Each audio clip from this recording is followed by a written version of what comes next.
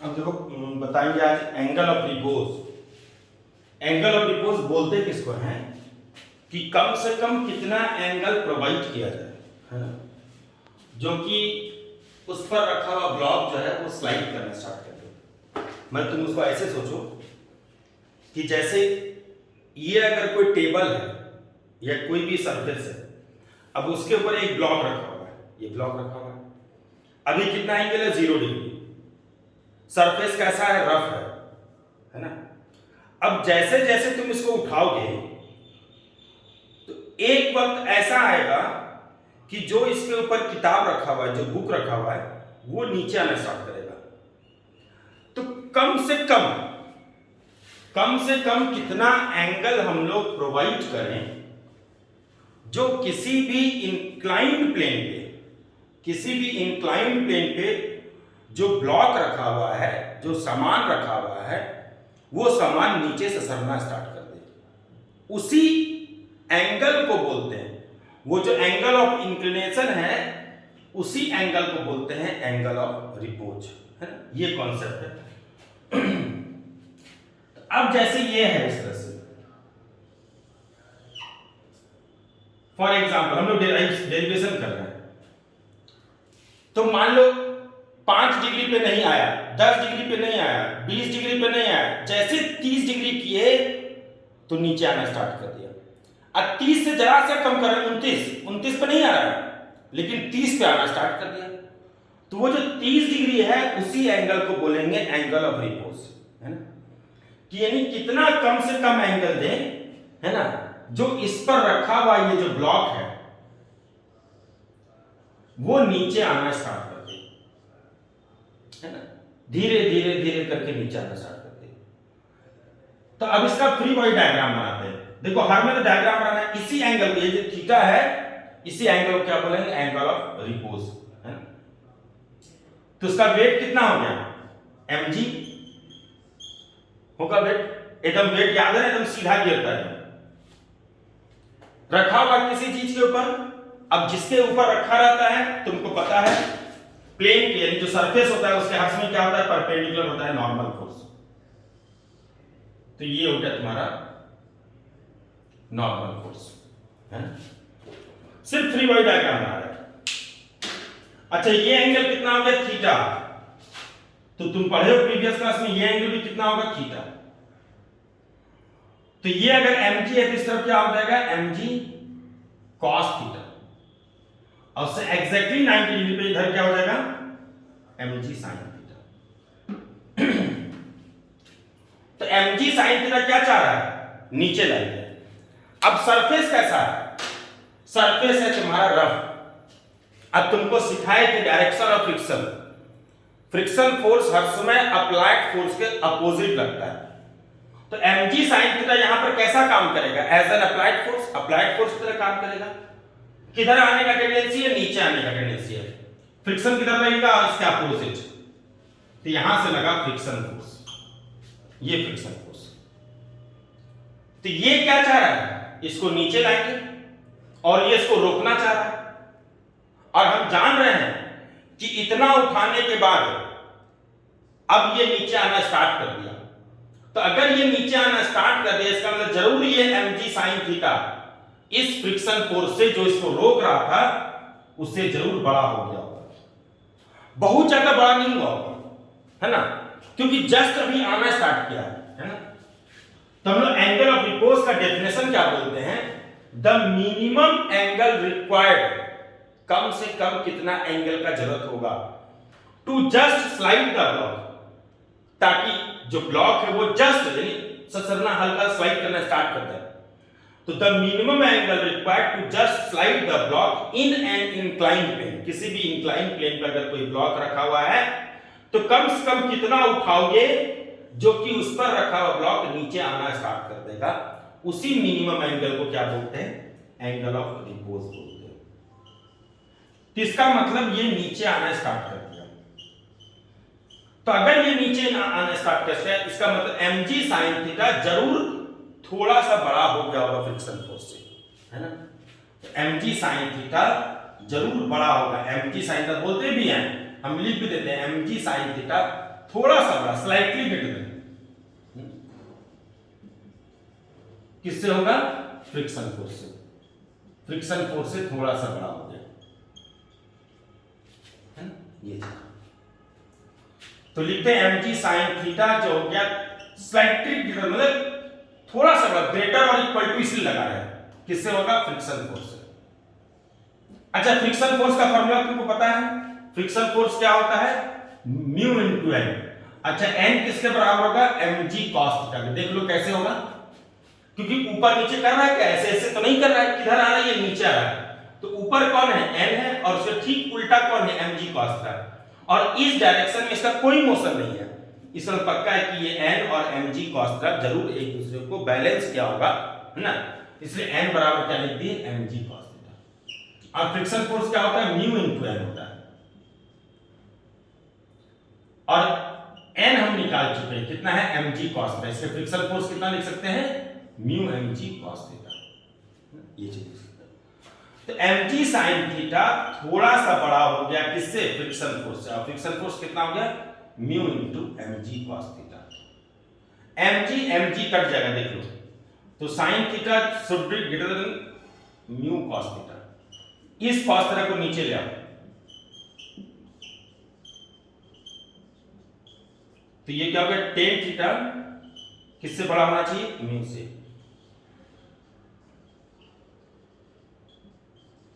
ये इनवर्स पढ़ोगे आगे, थीटा से उधर ले आते हैं, इनवर्स बोलते हैं। अब यहां पर एक चीज हमको बस समझना है कि आखिर उठाने पर जैसे जैसे से उठाए तो उस पर रखा हुआ ब्लॉक जो है वो नीचे क्यों आना स्टार्ट कर दिया? यानी अगर ये ब्लॉक ऐसे रखा हुआ है तो आखिर उठाने से ऐसा क्या बदलाव हुआ? जैसे जैसे उठाए तो ऐसा क्या बदलाव हुआ कि ये इसके ऊपर रखा हुआ ब्लॉक नीचे आना स्टार्ट कर दिया? तो देखो, तो तुम यहां पे इसका एपीडी बनाए, mg हो गया, mg cos थीटा हो गया, mg sin थीटा। नीचे लाने के लिए कौन रिस्पांसिबल है? mg sin theta. अच्छा, इधर कौन रोक रहा है इसको? Friction force. अब फ्रिक्शन फोर्स क्या होता है? Mu n into mg cos theta. कैसे निकाले? फ्रिक्शन फोर्स होता है म्यू इनटू n, ऊपर नीचे नहीं कर रहा है, इसलिए n किसके बराबर हो गया? mg cos थीटा, पुट कर दिया। अब देखो तो नीचे लाने वाला कौन? mg sin थीटा, और रोकने वाला कौन? Mu mg cos theta. Theta जो होता है साइन का वैल्यू, अगर थीटा देखेंगे तो 0, 1/2, 1/√2, √3/2, 1। साइन में बढ़ता है, देखो तो साइन में धीरे-धीरे क्या हो रहा है? बढ़ रहा है। और कॉस में क्या होता है? घटता है। कॉस में धीरे-धीरे क्या होता है? घटते जाता है, ऐसे करके। तो इधर कौन है? m और g तो बदले, चाहे तुम यहां पे रखो कि यहां पे रखो, मास इसका बदलने वाला है नहीं, g बदलने वाला है नहीं, ट्रैक बदलना, म्यू किस पे डिपेंड करता है? रास्ते पे कि सरफेस कैसा है। तो ना m बदलेगा, ना g बदलेगा, ना म्यू बदलेगा। तो इसका मतलब जरूर यही साइन थीटा और कॉस थीटा में ही कोई ना कोई चक्कर है। तो जैसे जैसे उठाएंगे थीटा क्या होगा? बढ़ेगा। अगर थीटा बढ़ेगा साइन थीटा क्या होगा? बढ़ेगा। जबकि कॉस थीटा क्या होगा? घटेगा।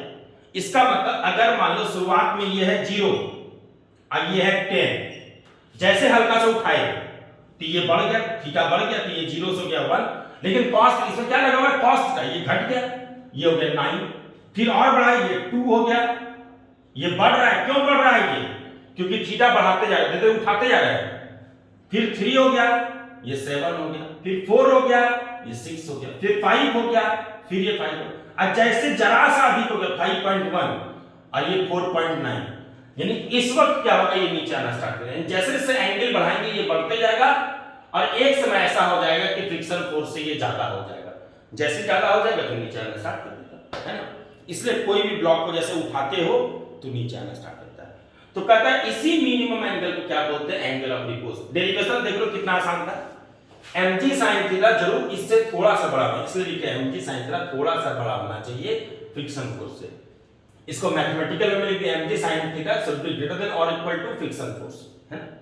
फ्रिक्शन फोर्स क्या होता है? Mu mg cos theta, m और g कट गया तो यहां बचा sin थीटा, यहां बचा म्यू और cos थीटा। इस cos थीटा को इधर ले आए, ये हो गया tan थीटा होना चाहिए बड़ा, थीटा जो होगा वो tan इनवर्स म्यू हो गया, है ना? ये चीज तुम अगर यहां पे ये इनवर्स नहीं भी समझ में आया तो यहां तक तो क्लियर हो गया होगा, समझ में आ गया होगा, है ना?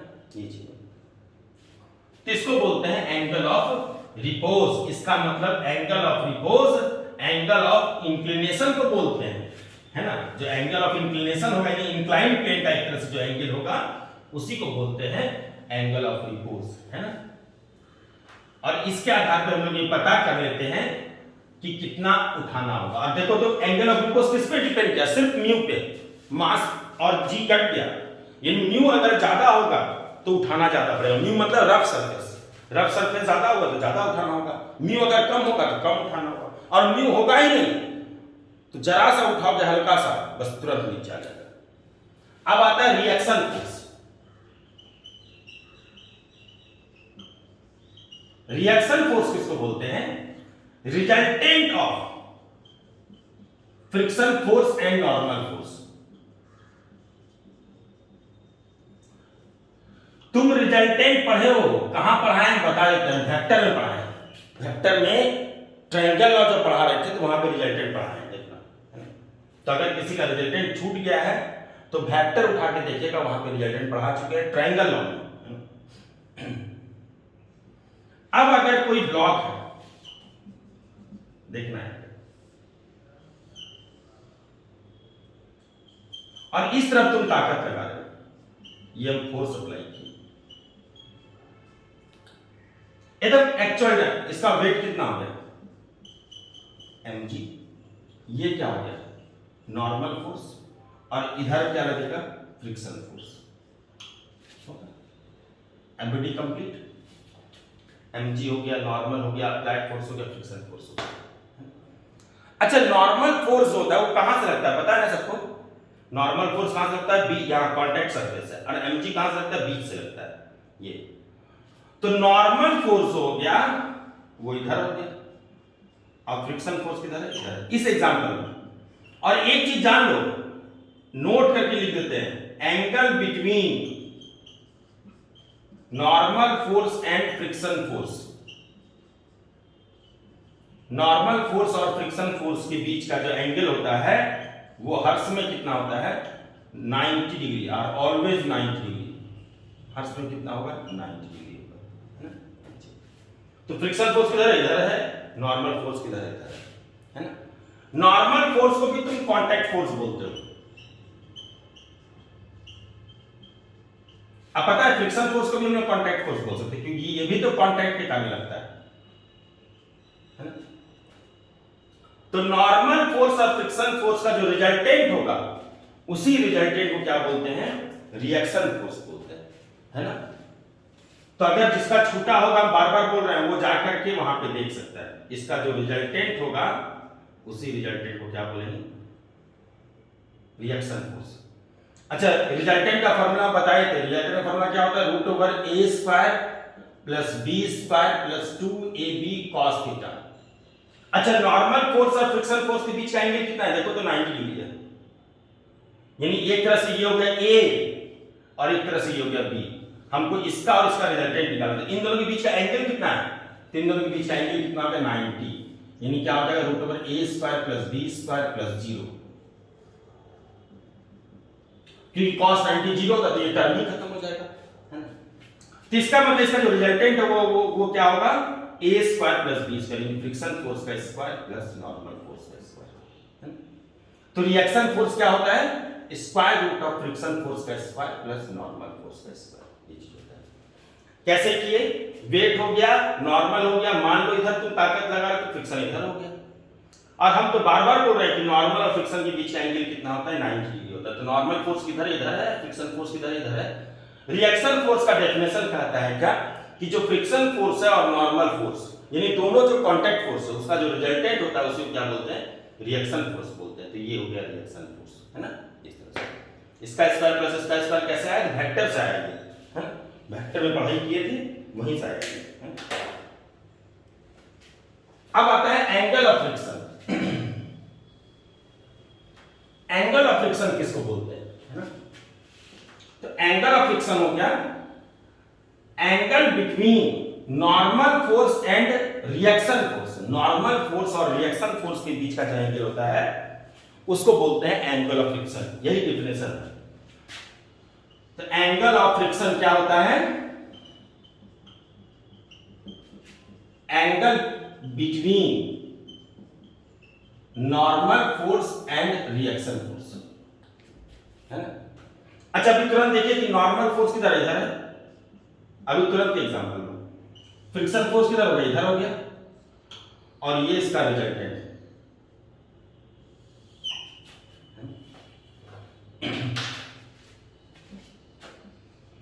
तो कहते हैं क्या कि नॉर्मल और रिएक्शन, नॉर्मल इधर है और रिएक्शन इधर है, इन दोनों के बीच का ये जो एंगल होता है, इसी एंगल को बोलते हैं एंगल ऑफ फ्रिक्शन।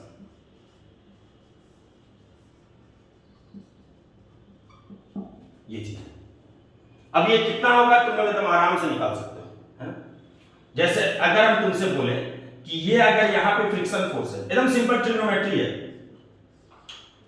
जैसे ये अगर 3 है, 3 मीटर, ये अगर 4 मीटर,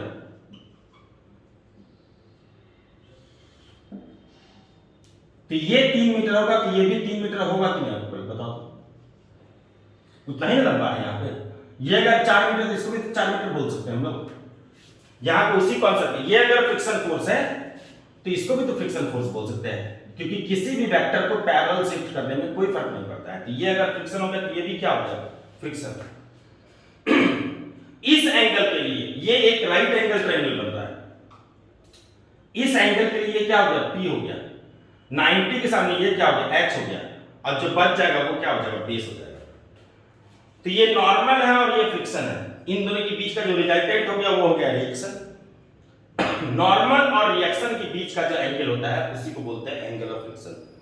ये अगर फ्रिक्शन फोर्स तो इसको भी बोल सकते हैं फ्रिक्शन फोर्स, ये अगर नॉर्मल फोर्स तो इसको भी बोल सकते हैं नॉर्मल फोर्स। अब बताओ तो तुम आराम से निकाल सकते हो, tan थीटा इक्वल टू क्या होता है, P/B। अच्छा इस टाइम में P कौन है, फ्रिक्शन फोर्स, तो बोल सकते हो tan theta equal to friction force divided by normal force. P हो गया फ्रिक्शन फोर्स, बेस हो गया नॉर्मल फोर्स। तो tan थीटा इक्वल टू बोल सकते हैं फ्रिक्शन फोर्स लिख सकते हैं म्यू इनटू n, और नीचे एक और n है, ये भी कट गया, तो tan थीटा इक्वल टू क्या हो गया, म्यू। तो थीटा इक्वल टू क्या हो गया, tan इनवर्स म्यू। यानी ये भी वही उसी टाइप का आ गया जैसा पहले आया था, है ना।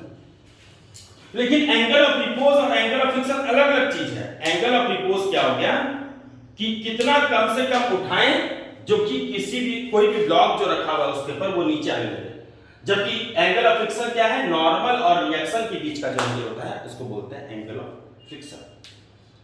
इस तरह से फ्रिक्शन का बेसिक खत्म हो गया तुम्हारा, है? पूरा कंप्लीट।